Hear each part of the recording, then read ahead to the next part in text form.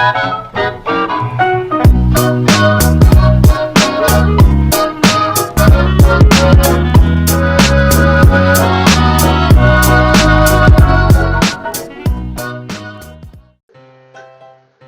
दोस्तों, मेरा नाम है अमित। आज हम शुरू करेंगे HTML एट्रीब्यूट।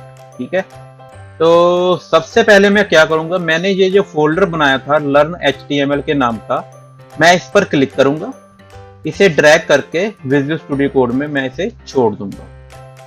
ठीक है, ये जो मैंने इस कोड लिखा है इसके बारे में हम पिछले पार्ट में डिस्कस कर चुके हैं। तो मैं एक अपनी नई फाइल बनाऊंगा, उसका नाम मैं रखूंगा एट्रीब्यूट.html। याद रहे, जो .html आपने जरूर लगाना है, उससे पहले आप कोई भी नाम दे सकते हैं। ठीक है, मैंने .html लिखा और मैंने एंटर किया और ये मेरी फाइल बन गई attribute.html। ठीक है, तो सबसे पहले मैं क्या करूंगा, सबसे पहले मैं अपने ब्राउजर को बताऊंगा कि जो हम डॉक्यूमेंट लिखने जा रहे हैं वो हमारे लेटेस्ट वर्जन HTML5 का है। वो कैसे पता चलेगा, मैं सबसे पहले टाइप करूंगा ग्रेटर देन एक्सक्लेमेशन मार्क, उसके बाद डॉक टाइप HTML। ठीक है, तो इससे हमारे ब्राउजर को पता चल जाएगा कि ये जो वर्जन है HTML5 का है। ठीक है, अब मैं HTML लिखूंगा। ठीक है, greater than HTML closing tag. ठीक है, क्लोजिंग टैग अपने आप आ गया। अब इन दोनों टैग्स के बीच में ही हमारा सारा कंटेंट होगा। ठीक है, अब मैं हेड टैग लिखूंगा। ठीक है, मैंने हेड टैग लिखा। अब मैं टाइटल लिखूंगा। टाइटल लिखा मैंने। टाइटल मैंने अपनी वेबसाइट का नाम दूंगा, मैं एट्रीब्यूट ही नाम दे दूंगा मैं इसका, एट्रीब्यूट। ठीक है, तो मैंने इसका नाम एट्रीब्यूट दिया। ठीक है, जब हमारा हेड टैग क्लोज होगा, क्लोजिंग टैग के बाद हमारा आएगा बॉडी टैग। ठीक है, ये हमारा बॉडी टैग है।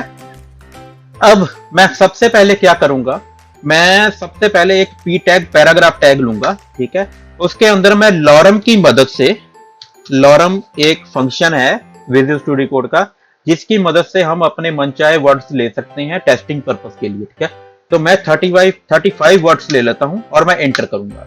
देखिए मेरे पास 35 वर्ड्स आ गए हैं। अब मैं आल्ट का बटन दबाऊंगा और जेड का दबाऊंगा, मेरे सारे वर्ड्स रैप हो गए हैं। ठीक है, अभी अगर मैं अपने गो लाइन में जाऊंगा तो आप देखिएगा ये सारे एक ही लाइन में है। मैं चाहता हूं ये जो लाइन है यहां से स्टार्ट हो, एक ये मेरी लाइन है यहां पर ब्रेक हो जाए और यहां से स्टार्ट हो। उसके लिए मैं क्या करूंगा, हमारा नोट कीजिए, हमारा पहला एट्रीब्यूट आ रहा है BR टैग के नाम का। ठीक है, आप एक नोटबुक ले लीजिए। मैं जो एट्रीब्यूट बोल रहा हूं आप उस पर लिखते जाइए, इससे आपको HTML और भी इजी हो जाएगी। ठीक है, तो सबसे पहले मैं क्या करूंगा, मैं ग्रेटर देन टाइप करूंगा, फिर मैं लिखूंगा BR, उसके बाद लेस देन टाइप करूंगा। ठीक है, इतना इजी है। इसका क्लोजिंग टैग नहीं होता, ये ऐसा ही होता है, ये सेल्फ क्लोजिंग टैग होता है ये। अब मैं इसको जब वेबसाइट में जाकर देखूंगा तो देखिए ये मेरी लाइन यहां से स्टार्ट हो गई है, यहां से इसने ब्रेक कर दिया, यहां से ये स्टार्ट हो गई है। ठीक है, तो ये है हमारा BR एट्रीब्यूट। इसके बाद हमारा एक और होता है HR एट्रीब्यूट, जो हॉरिजॉन्टल लाइन के लिए होता है।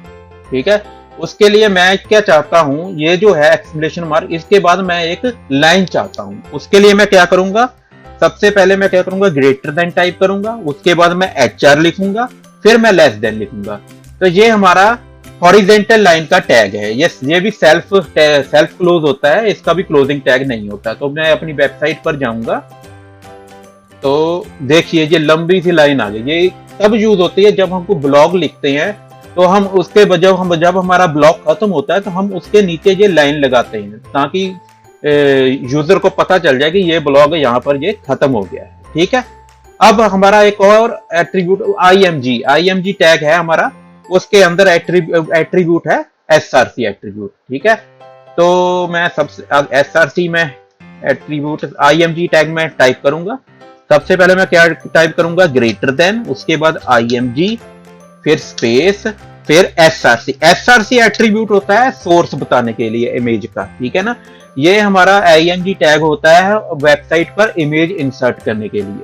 SRC से हमारे पता चलता है हमारे टैग को, कि हमारे सोर्स का पता चलता है, इमेज का सोर्स कहां पर है। ठीक है ना, SRC बराबर डबल कोट्स में हम अपने सोर्स का एड्रेस डालेंगे। ठीक है ना, उससे पहले मैं एक आल्ट एट्रीब्यूट बता देता हूं आपको। आल्ट एट्रीब्यूट होता है अगर हमारा सोर्स गलत हो जाए तो हमारे पास ये मैसेज शो होता है, ठीक है ना। इसको मैं एरर लिख देता हूं, ठीक है। तो मैं इसे अब क्लोज कर दूंगा लेस देन से, ठीक है। तो जब मैं इसको ओपन करूंगा, ठीक है, तो देखिए ये हमारे पास एरर शो कर रहा है। एरर क्यों शो कर रहा है? क्योंकि हमने इसको सोर्स सही नहीं दिया हुआ है। दिया ही नहीं है तो सही कहां से होगा? अगर गलत दिया होगा तब भी ये एरर शो करेगा।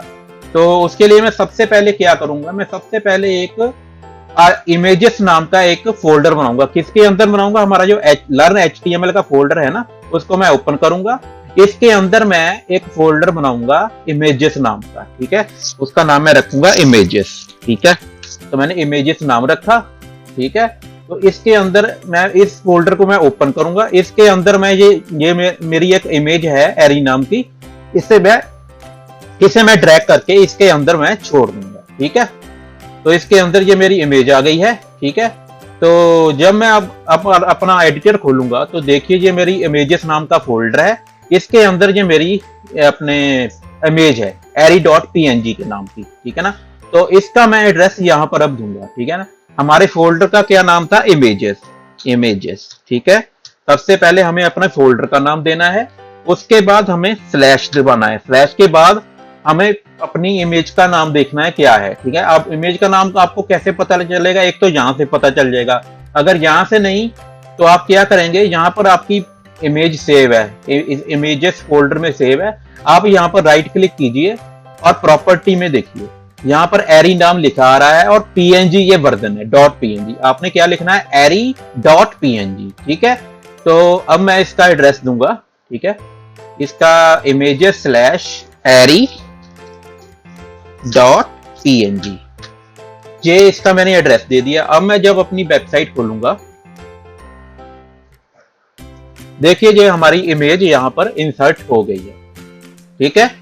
तो एक और एट्रीब्यूट इसमें होता है हाइट का। इसी में इमेज टैग के अंदर ही वो यूज होता है। अगर हमने इमेज की हाइट सेट करनी हो उसके लिए वो यूज होता है, ठीक है। अब मैं इसकी हाइट दे देता हूं 200 पिक्सल दे देता हूं। हाइट बराबर डबल कोट के अंदर मैं इसकी हाइट दूंगा 200 पिक्सल, 200 px, 200 पिक्सल, ठीक है। अब जब मैं इसको खोलूंगा अपनी वेबसाइट को, तो देखिए इसकी हाइट 200 पिक्सल हो गई है, ठीक है। एक और एट्रीब्यूट है इसका, उसको मैं विथ कहता हूं, ठीक है। उसे हम विथ कहते हैं। जब मैं विथ एट्रीब्यूट खोलूंगा बराबर डबल कोट्स के अंदर मैं इसकी विथ दूंगा। मैं कितनी दे देता हूं? इसकी 100 पिक्सल दे देता हूं, ठीक है। तो जब मैं अपनी वेबसाइट खोलूंगा तो ये देखिए इसकी विथ कम हो गई है, ठीक है। तो हमारे पास कौन कौन से एट्रीब्यूट हैं? सबसे पहले मैंने आपको एट्रीब्यूट बताया था BR, ठीक है। ये सेल्फ क्लोजिंग टैग होता है, ठीक है। उसके बाद हमारा हॉरिजॉन्टल लाइन के लिए था HR एट्रीब्यूट, ठीक है। उसके बाद हमारा होता है IMG टैग भी सेल्फ क्लोजिंग होता है। IMG टैग के अंदर हम सबसे पहले src सोर्स देते हैं, फिर डबल कोट के अंदर उसका इमेज का एड्रेस देते हैं। यहां पर भी वो इमेज हो उसका हम एड्रेस देते हैं, ठीक है। उसके बाद आता है हमारा आल्ट होता है ये बताने के लिए अगर हमारा एड्रेस ठीक ना हो तो हमारा आल्ट मैसेज शो होता है एरर के नाम पर, ठीक है।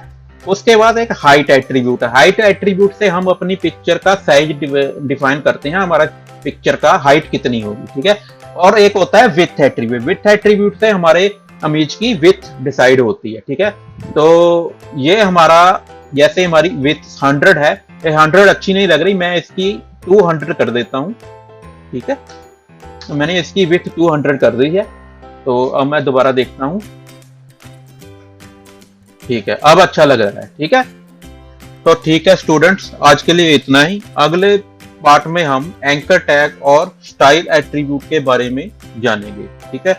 तो अगर मेरे सिखाने से आपको कुछ फायदा होता हो तो प्लीज मेरा चैनल सब्सक्राइब करें।